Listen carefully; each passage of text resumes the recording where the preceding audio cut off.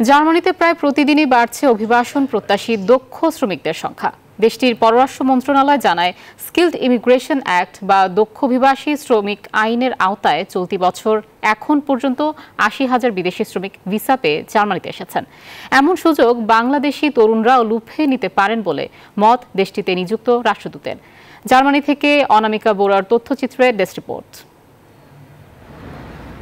গেল বছর দক্ষ শ্রমিক ও জনবলের অভাব মেটাতে অভিবাসন আইন শিথিল করে জার্মানি সরকার। অপরচুনিটি কার্ড নামে একটি বিশেষ সুযোগ চালু করে দেশটি, যার জেরে দেশটিতে ভিনদেশি দক্ষ জনবল ও শ্রমিক আসার সংখ্যা বাড়তে থাকে।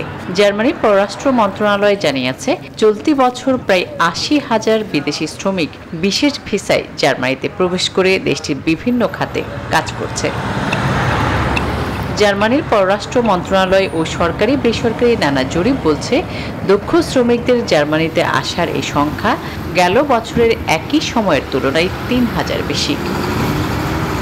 অন্যান্য দেশের মতো আর এই সুযোগটিও বাংলাদেশি তরুণরাও কাজে লাগাতে পারে বলে মনে করেন জার্মানিতে নিযুক্ত বাংলাদেশের রাষ্ট্রদূত।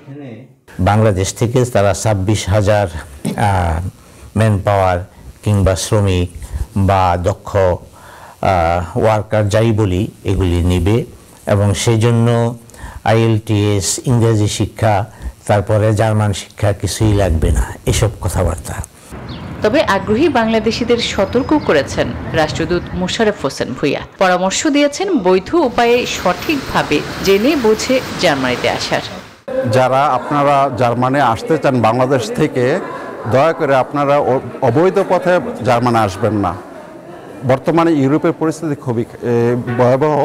আপনারা দয়া করে ট্রেনিং অথবা পড়াশোনার স্টুডেন্ট হিসেবে আপনারা জার্মানি আসবেন। জার্মানির অপরচুনিটি কার্ড পাওয়ার ক্ষেত্রে শিক্ষা ও কারিগরি যোগ্যতার পাশাপাশি জার্মান ও ইংরেজি ভাষায় দক্ষতা ভিসা পাওয়ার ক্ষেত্রে বিশেষ ভূমিকা রাখবে।